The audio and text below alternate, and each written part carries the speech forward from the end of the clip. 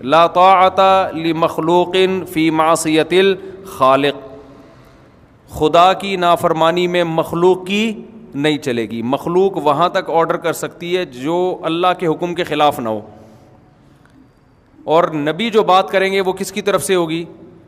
اللہ کی طرف سے. تو فرعون کہتا تھا کہ سرداری، اگر اللہ نے کسی کو زمین میں سردار بنانا تھا، کسی کو قابل اتباع بنانا تھا تو مجھے بناتا، حامان کو بناتا. یہ تو یتیم، یہ تو ایک مسکین ہے. نوح علیہ السلام کو بھی یہی تانا دیا گیا. تو کچھ تانے تھے جو ذات کو دیے جاتے تھے، ذات کہ ان میں ایبلٹی نہیں ہے، ان میں قابلیت نہیں ہے، یہ اللہ کی طرف غلط نسبت ہے کہ ہمیں بنایا ہے. اللہ بناتا تو ان کو نہ بناتا، ان میں یہ صلاحیت نہیں ہے، یہ تو ہم سے بھی زیادہ محتاج ہیں بعض چیزوں میں. تو کچھ اعتراضات کس پر ہوتے؟ ذات پر، کہ ان میں قابلیت نہیں ہے. کچھ اعتراضات فالوورز پر ہوتے کہ جو ان کو فالو کرنے والے لوگ ہیں وہ بھی ایسے لوگ نہیں ہیں کہ اگر یہ حقیقت میں پیغمبر ہوتے، واقعی سچے ہوتے، لیڈر بننے کے لائق ہوتے، تو ان کو جو فالو کرنے والے ہیں وہ یہ نہ ہوتے بلکہ وہ والے لوگ ہوتے. کون فالو کرتا ہے ان کو؟ غریب فالو کیوں کر رہے ہیں ان کو؟ سارے قوم کے غریب غربا جو اس زمانے کے رکشے والے، بیچارے کوئی جوتا گانٹھنے والا، کوئی گولا گنڈا بیچنے والا، اس زمانے کے لحاظ سے تو یہی غریب ہوں گے نا. تو اس زمانے کا جو بھی گولا گنڈا ہوتا ہوگا وہ وہی جانتے ہیں. سارے قوم کے غریب غربا ان کے گرد آ کے کیا ہو گئے ہیں؟ بولنے پر گورنمنٹ نے پابندی لگائی ہے، اکٹھے ہو گئے ہیں. تو یہ غریب غربا قسم کے لوگ جو قوم کے ناکام لوگ ہیں، ان کا ان کے گرد جمع ہونا خود اس کی علامت ہے کہ یہ صحیح لوگ نہیں ہیں. اور دلیل میں وہ یہ پیش کرتے، لو کان خیرا ما سبقونا الیہ، یہ قرآن کی آیت ہے کہ اگر اسلام اور محمد صلی اللہ علیہ وسلم کی دعوت میں کوئی خیر ہوتی تو یہ غریب لوگ ہم سے پہل نہ کرتے بلکہ ہم اس میں فرنٹ لائن پہ ہوتے. سب سے آگے کون ہوتا؟ ہم ہوتے. کیونکہ دولت کے معاملے میں دولت بھی خیر ہے نا، بھلائی ہے، فائدے کی چیز ہے، تو اس میں ہم سب سے آگے ہیں. تو اس کا مطلب ہمیں زیادہ پتہ ہے کہ فائدے کی چیز کیا ہوتی ہے اور نقصان کی چیز کیا ہوتی ہے. ان کو اگر پتہ ہوتا تو غریب کیوں ہوتے؟ اس پر ایک میں واقعہ بھی سناتا ہوں نا، کہ بعض لوگوں کا یہ ہے کہ بھائی جس کو پیسہ کمانا نہیں آتا تو وہ باقی کیا ترقی کرے گا. تو وہ اس پہ ایک ہمارے حضرت ایک واقعہ سنایا کرتے تھے کہ ایک آدمی اونٹ پہ جا رہا تھا. تو اچھا، اونٹ پہ اس نے کیا کیا تھا؟ بیوقوف آدمی تھا. اونٹ پہ جو ہے نا اس نے سارے بورے، کوئی گندم کے بوریاں لے کے جا رہا ہوگا 5-6، وہ سب ایک سائڈ پہ تھیں، دوسری سائڈ پہ نہیں تھیں.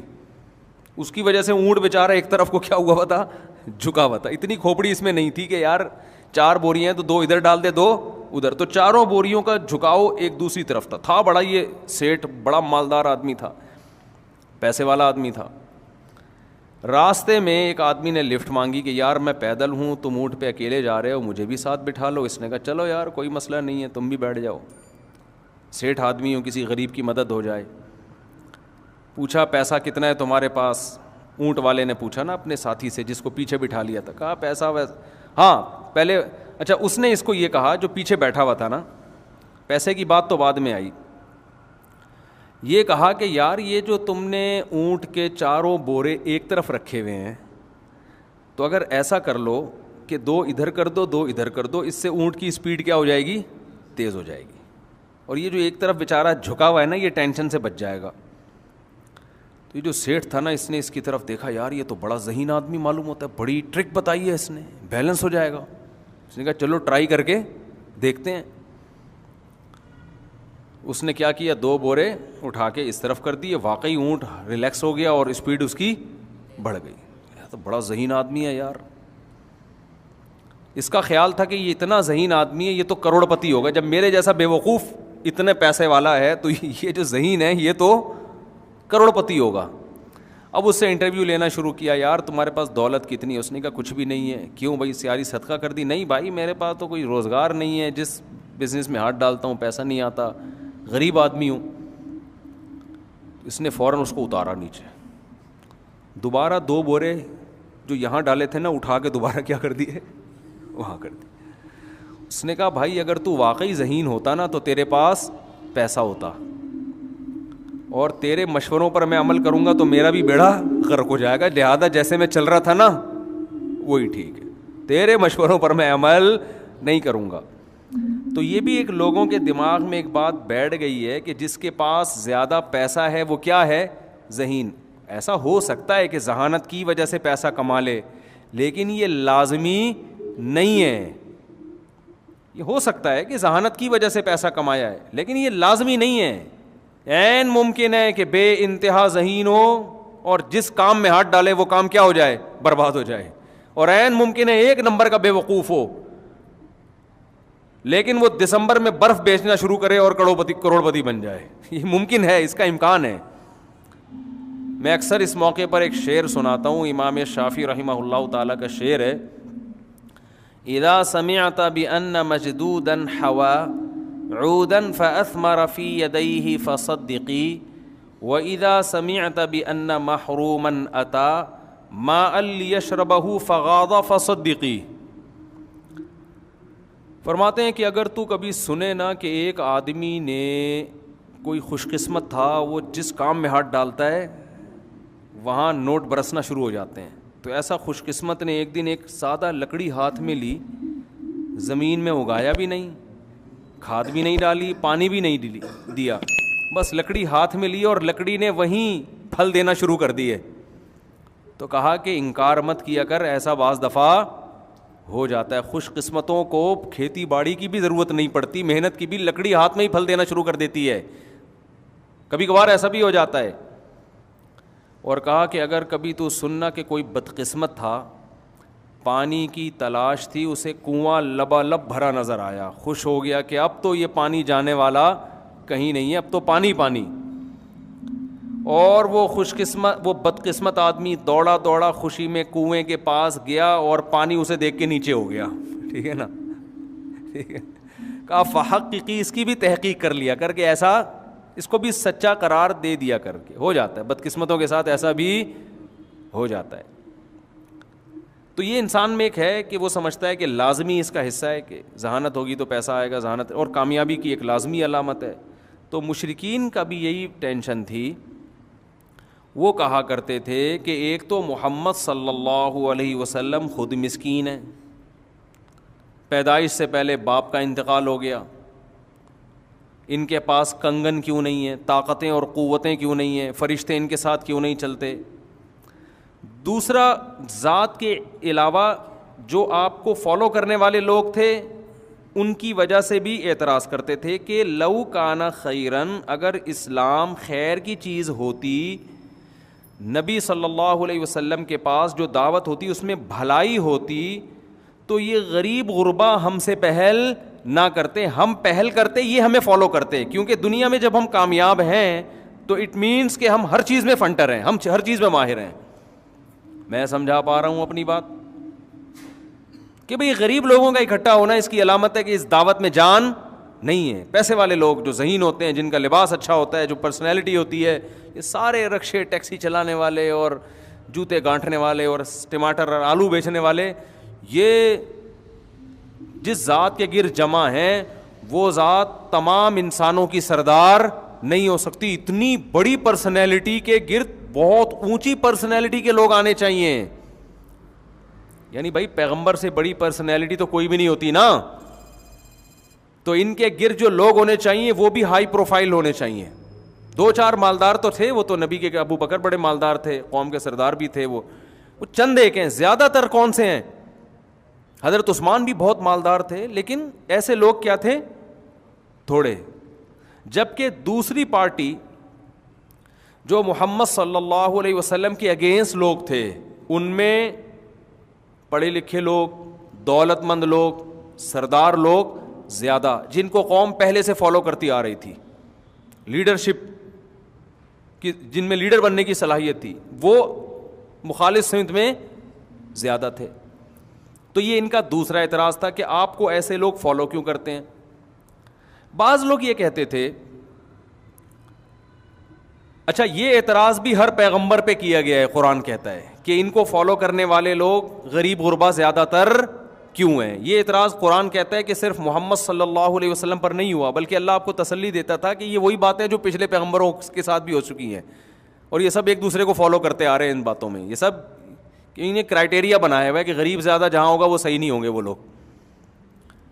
اچھا ان میں جو تھوڑے سے کم درجے کے متشدد تھے اسلام دشمنوں میں, مشرکین میں, وہ یہ کہتے تھے کہ ہمیں نبی کی ذات پر اعتراض نہیں ہے, یعنی ذاتی اعتراض کہ آپ مسکین کیوں ہیں, آپ غریب, یہ چلو ہم اگنور کر دیتے ہیں اس کو,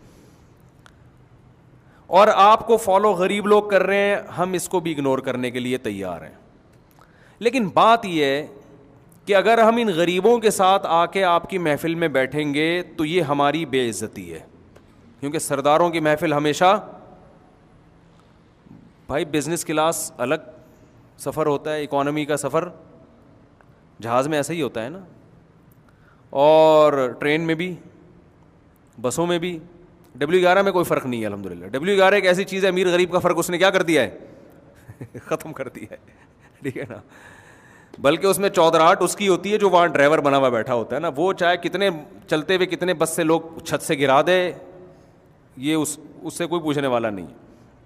کتنے لوگوں کی جیبیں کٹ جائیں راستے میں, کتنے کے موبائل گم ہو جائے, کنڈکٹر کتنی بھری ہوئی ہو, کنڈکٹر ایک دروازے سے گھسے گا دوسرے سے نکل جائے گا, اور اب اس کی جیب بھی نہیں کٹتی. کمال کی بات یہ ہے, ٹھیک ہے نا.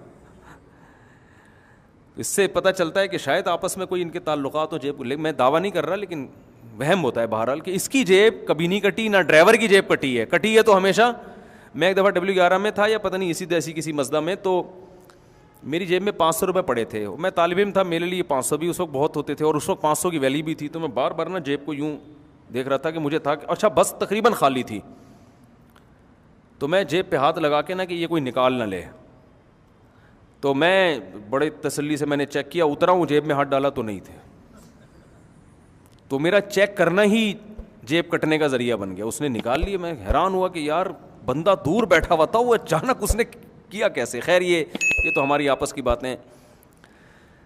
تو جو تھوڑے سے معتدل تھے وہ کہتے تھے چلو ہمیں آپ کی شخصیت پر بھی اعتراض نہیں ہے, ٹھیک ہے, غریب کو اللہ نے بنا دیا, مسکین کو اللہ نے سردار بنا دیا, اور ہمیں ان پر بھی کوئی اعتراض نہیں ہے, غریب غربا لوگ آپ کے گرد اکٹھے ہوئے ہیں, لیکن ہم آپ کی دعوت پر لبیک اس وقت کہیں گے.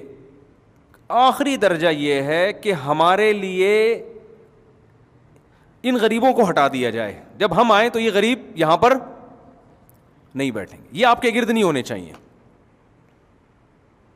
جیسے جمعے کا خطبہ ہوتا ہے نا, جمعے کی تقریر ہوتی ہے, تو نبی صلی اللہ علیہ وسلم کا اصل خطبہ نصیحت تو جمعے کے دن ہوتی تھی.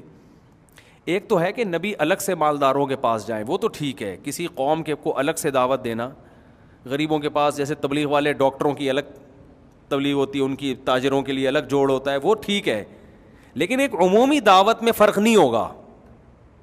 جیسے عمومی دعوت جمعے کے دن ہوتی ہے نا, وہ تو سب کے لیے, یا پیغمبر ایک عمومی بیان کر رہے ہیں, یا میں جیسے یہاں پر یہ کروں بھائی یہ 17 گریڈ کے آفیسر ذرا یہاں تکیہ لگا کے بیٹھے ہیں, اور سارے جو کوئی گولے گنڈے والا ہے تو وہ ذرا باہر چلا جائے, تو ان کا یہ خواہش ہوتی تھی. تو ان کی خواہش تھی کہ بھئی یہ ہم ان کے ساتھ نہیں بیٹھیں گے. یہ وہ لوگ تھے جو باقاعدہ چاہ رہے تھے کہ ہم بھی نصیحت حاصل کرنا چاہتے ہیں, لیکن ایک شرط ہماری آپ کو ماننی پڑے گی. تو قرآن نے محمد صلی اللہ علیہ وسلم سید الانبیاء کو بتایا کہ یہ کام بھی ہر ایک نے کیا ہے. جتنے پیغمبر آئے ہیں تو اس قوم کے جو وڈیرے اور مالدار لوگ ہوتے تھے وہ یہ مطالبہ کرتے تھے کہ ان غریبوں کو اپنی محفل سے آپ دور کر دیں, کم از کم ہمارے ساتھ, ہم ان کے ساتھ نہیں بیٹھیں گے, ہمارے لیے الگ مسجدیں بنیں گی, ہمارے لیے الگ عبادت خانے ہوں گے, ہمارے لیے الگ صفیں بنیں گی, ان کے ساتھ ہم نہیں بیٹھ سکتے. تو اللہ نے فرمایا, نبی صلی اللہ علیہ وسلم کو حکم دیا, وَلَا تَطْرُدِ الَّذِينَ يَدْعُونَ رَبَّهُمْ بِالْغَدَاةِ وَالْعَشِيِّ يُرِيدُونَ وَجْهَهُ مَا عَلَيْكَ مِنْ حِسَابِهِمْ مِنْ شَيْءٍ فَتَطْرُدَهُمْ فَتَكُونَ مِنَ الظَّالِمِينَ. کہ آپ کو ان غریبوں کو اپنی محفل سے دھتکارنے کی ہرگز اجازت نہیں ہے. دیکھو نبی دھتکارنا کیا ہوتا ہے, چلو ہٹو یہاں سے. نبی یہ کر ہی نہیں سکتے تھے کہ دھتکاریں. نبی ایک ریکویسٹ کر سکتے تھے کہ بھائی تم لوگ تھوڑی دیر کے لیے وہاں چلے جاؤ. اس ریکویسٹ کرنے کو, اس درخواست کرنے کو قرآن نے دھتکارنے سے تعبیر کیا ہے کہ آپ اگر محبت سے بھی ان سے کہیں گے نا چلے جاؤ, تو اللہ یہ سمجھے گا جیسے دھکے دے کے نکال رہے ہیں آپ ان کو. یہ قرآن کی بلاغت ہے کہ یعنی اللہ کی نظر میں یہ جرم اتنا بڑا ہوگا جیسے کسی کو دھکے دے کے اپنی محفل سے نکالا جاتا ہے, تو آپ کو یہ نکالنے کی اجازت نہیں ہے. ما علیک من حسابہم من شیء.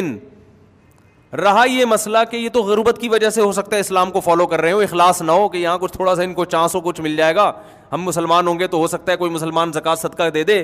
تو اللہ نے فرمایا اے نبی ان کا حساب آپ کے اوپر نہیں ہے, ان کے دل میں کیا یہ آپ سے سوال نہیں ہوگا, آپ اللہ کے حکم کے مکلف ہیں. جو آرڈر آپ کو کیا جا رہا ہے آپ نے اس کو فالو کرنا ہے. ان کی دلوں میں اور نیتوں کو جھانک کے دیکھنے کی آپ کو اجازت نہیں ہے.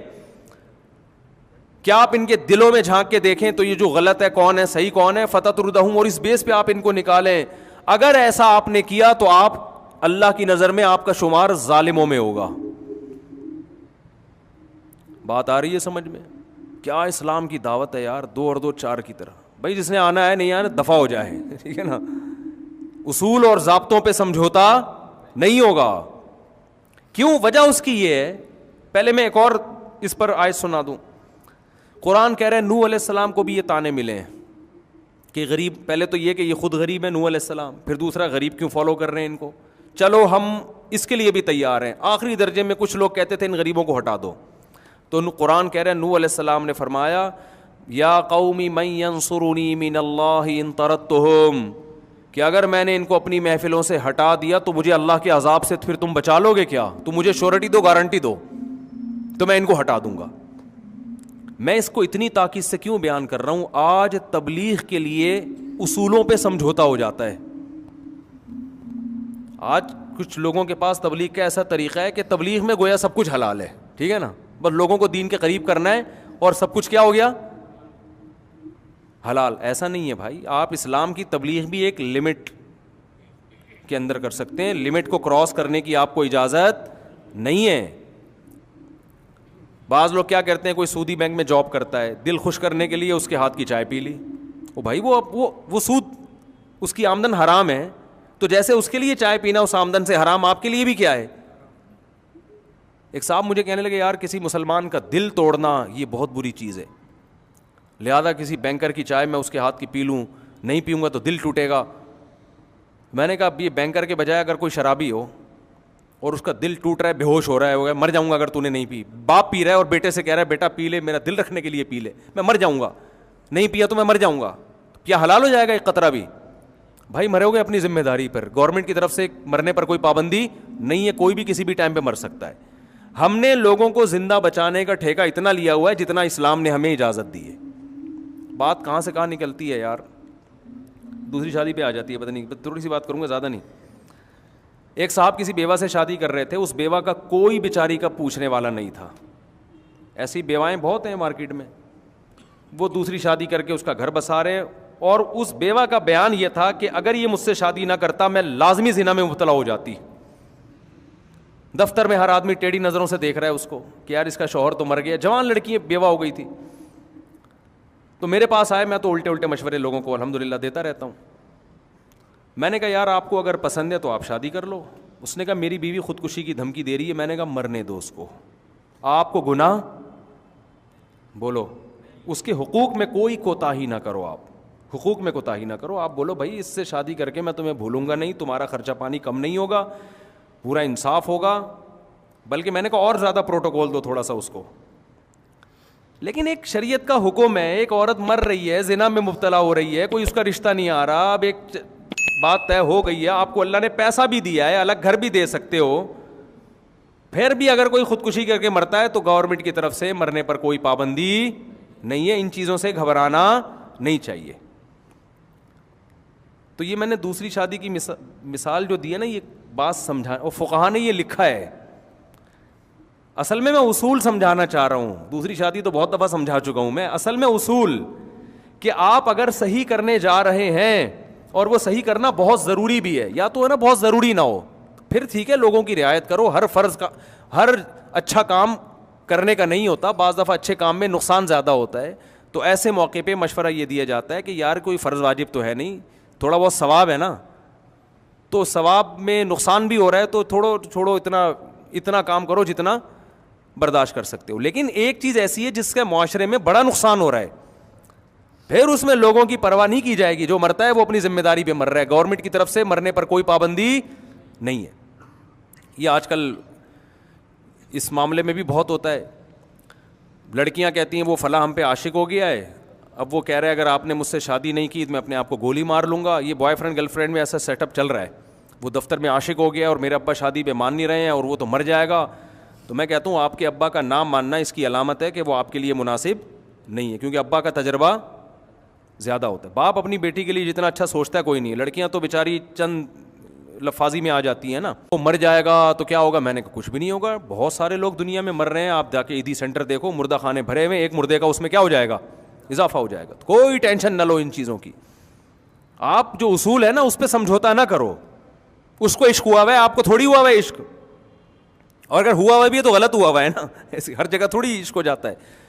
تو لوگ آج کل اس طرح بہت کرتے ہیں کہ اس کو یوں ہو گیا تو اس کے ذمہ دار تم ہوگے, اس کو یوں ہو گیا تو اس کے ذمہ دار تم ہوگے. بھائی ہم ذمہ دار جب ہوں گے جب ہم غلط کر رہے ہوں, ہم اگر جائز حق کا مطالبہ کر رہے ہیں, پھر کسی کو کچھ بھی کسی بھی ٹائم پہ ہو جائے, ہم ذمہ دار نہیں ہوں گے. وراثت کے جھگڑوں میں بھی ایسا ہوتا ہے. تو یہ خودکشیوں کے تانے اور بلیک میلنگ, ان چیزوں سے متاثر مت ہوا کرو. جو اصول ہے اصول, اور دیکھو اس سے بڑی حکمت کیا ہو سکتی ہے کہ نبی صلی اللہ علیہ وسلم غریبوں کو اپنی محفل سے نکال دیتے تو عرب کے سارے سردار آ کے بیٹھ جاتے, اور اسلام اتنی جلدی ترقی کرتا, کیونکہ مسئلہ سارا سرداروں کا تھا نا. جب وہی اپنے ہاتھ میں آ گئے پھر تو اسلام نے دن دگنی رات, لاکھوں لوگ جہنم سے بچتے. تو آپ کے پاس کتنے آزار تھے. نبی صلی اللہ علیہ وسلم کہہ سکتے تھے میں بلال حبشی جیسے غریبوں کو, ابو ہریرہ جیسے اور عبداللہ بن مسعود جیسے غریبوں کو نکال رہا ہوں, 4-6 آدمی چلے جائیں گے کوئی بات نہیں, اتنے بڑے بڑے لوگ آئیں گے, پھر لاکھوں لوگ جہنم کی آگ سے بچیں گے, میں دنیا کا نہیں, میں تو آخرت کا فائدہ دیکھ رہا ہوں. تو کتنی بڑی دلیل تھی. اللہ نے فرمایا نہیں نہیں نہیں نہیں نہیں, اس سے کیا امیج جائے گا اسلام کا دنیا میں کہ غریبوں کا اسلام کچھ اور ہے اور امیروں کا اسلام کچھ اور ہے, اور اللہ ایک نظر سے سب کو نہیں دیکھتا. اللہ کے اعمال کی ویلیو نہیں ہے. اللہ ہر آدمی تو پیسہ دیکھ رہا ہے, تو اللہ بھی پیسہ دیکھ رہا ہے, تو اللہ میں اور عام آدمی میں فرق کیا ہو گیا. ہمیں تو اجازت ہے, ہم پیسہ بھی دیکھ سکتے ہیں بھائی, معاملات کرتے ہوئے, دوستی لگاتے ہوئے, رشتے ناتے کرتے ہوئے, وہ تو کیونکہ ہمارے دنیاوی مفاد ہے نا, ہم نے تو رہنا ہے دنیا میں. اللہ تھوڑی دیکھے گا, اللہ کو کیا کہ آپ کی جیب میں پیسہ ہے یا نہیں ہے. تبھی نبی صلی اللہ علیہ وسلم نے فرمایا ان اللہ لا ينظر الى صورکم ولا الى اموالکم ولکن ينظر الى قلوبکم. اللہ تمہاری جیب میں کتنے پیسے ہیں یہ بھی نہیں دیکھتا, تمہاری شکل کیسی ہے یہ بھی نہیں دیکھتا, اللہ تمہارے دل کو اور تمہارے جسم سے نکلنے والے اعمال کو دیکھتا ہے. یہ تو ہماری مجبوری ہے کہ اس کے پاس پیسہ ہے یا نہیں ہے, یہ ٹھیک ہے, کسی حد تک یہ درست ہے کیونکہ ہم نے دنیا میں رہنا ہے, لیکن اللہ کے ہاں ان چیزوں کی ویلیو نہیں ہے. تو اس لیے, اور اس سے بھی زیادہ اہم بات یہ کہ رسول اللہ صلی اللہ علیہ وسلم محفل میں بیٹھے ہوئے واعظ و نصیحت کی, عرب کے سردار بیٹھے ہوئے تھے اس میں, مشرکین مکہ. عبداللہ ابن ام مکتوم نابینا صحابی, وہ غریب بھی تھے اور آنکھوں سے معذور بھی, وہ دوڑتے ہوئے آئے نبی کے پاس کچھ بات پوچھنے کے لیے. آپ صلی اللہ علیہ وسلم غضبناک ہو گئے کہ یہ محفل ہے اور اس میں یہ میرے پاس اس وقت کیوں آ رہے ہیں, اور آپ کے چہرے پر سلوٹیں آ گئیں. اللہ نے ایسی تنبیہ کی, فرمایا عبس و تولا, پیغمبر کے چہرے پہ سلوٹیں آ گئیں, و تولا, اور پیغمبر نے منہ موڑ لیا, ان جاءہ الاعمی, کہ ایک نابینا آپ کے پاس آ رہا ہے. وما یدریک لعلہ یزکا او یذکر فتنفعہ الذکرى, فرمایا وہ طلب لے کے آ رہا ہے, یہ کم بخت طلب لے کے, ان کو تو آپ نے زبردستی بٹھایا ہوا ہے, ان کو تو شوق ہی نہیں ہے جنت میں جانے کا, ان کو تو حق کی تلاش کا شوق ہی نہیں ہے.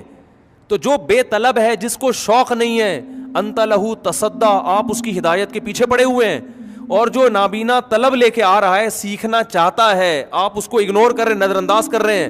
ایسی تنبیہ فرمائی اللہ تعالیٰ نے, اور یہ محمد صلی اللہ علیہ وسلم کے برحق ہونے کی دلیل بھی ہے. یہ آیتیں بھی آپ جو بظاہر آپ کے خلاف جا رہی ہیں, یہ بھی اپنی قوم کو پڑھ کے سنا رہے ہیں اس سے کیا سبق دیا جا رہا ہے؟ جس میں دین کی یا حق کی طلب ہے نا اس کو پہلے فوکس کیا جائے گا، جس میں طلب نہیں ہے اس کا نمبر دوسرا ہے. آپ ایک کلینک کھول کے بیٹھے ہیں علاج کے لیے، تو جو علاج کرانے کے لیے آئے گا ڈاکٹر اس کا پہلے علاج کرے گا، یا جو نہیں کرانے کے لیے آ رہا زبردستی گھروں میں جا کے اس کو بخار کے ٹیکے لگائے گا؟ ہمارے حضرت فرمایا کرتے تھے دیکھو آپ کی وجہ سے، کسی کی وجہ سے آپ کو اگر ڈانٹ پڑے نا تو آئندہ آپ کے دل میں اس کا بغض پیدا ہو جاتا ہے. بھائی مثال کے طور پر آپ کے گھر ایک مہمان آیا تھا، آپ نے اس کو صحیح طرح اکرام نہیں کیا، آپ کے ابا نے چپیڑ لگا دیا آپ کے کھینچ کے نا، اب یہ میرا دوست ہے تو اس کو پوچھ نہیں رہا. اب جب بھی وہ گزرے گا نا آپ بولو گے اس کی وجہ سے ابا نے چپیٹ مارا تھا اس دن مجھے، یعنی طنز کرو گے کہ نہیں کرو گے؟ یار تم نہ اس دن آتے نہ ابا کی طرف سے مجھے صلواتیں سننے کو ملتی، تمہیں بھی تو کباب میں ہڈی بننے کا شوق ہے، کسی اور وقت آ جاتے. میں کوئی بھاگا تھوڑی جا رہا ہوں، اس وقت بھی آ سکتے تھے، تمہیں بھی ابھی آنا تھا، تمہاری وجہ سے ابا نے مجھے ڈانٹا ہے، یہ کہتے ہیں نا ہم.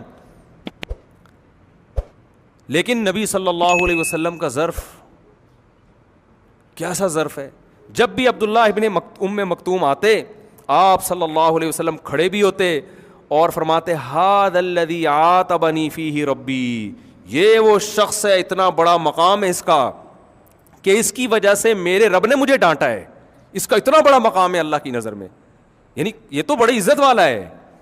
تو ان کے استقبال میں آپ کھڑے ہو جاتے. تو یہ ہمیں اس سے کیا سبق ملتا ہے؟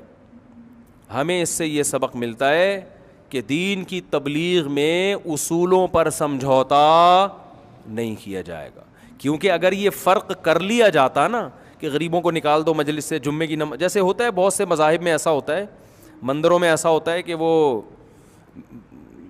جو مہنگا بھگوان ہے وہاں صرف غریب لوگ جاتے ہیں، غریبوں کے لیے چھوٹے چھوٹے بھگوانوں کے ساشے رکھے ہوئے انہوں نے، یہ حقیقت ہے. تو یہ ایسا کیوں نہیں کیا گیا کہ غریبوں کو الگ؟ وجہ کیا تھی کہ اسلام یہ چاہتا ہے کہ دین کی دعوت پر جو حق کا متلاشی ہے نا وہ اس دعوت کو قبول کرے، جو حق کے متلاشی نہیں ہے وہ اس دعوت کو قبول نہ کرے. اور جو حق کا متلاشی ہوتا ہے جب وہ غور و فکر سے کام لیتا ہے تو وہی بات حقیقت تک پہنچتا ہے کہ حق پرست ہونے میں یا باطل پرست ہونے میں دولت یا سرداری کا کوئی دخل نہیں ہے، بلکہ اس کا قسمت سے بڑا گہرا تعلق ہے.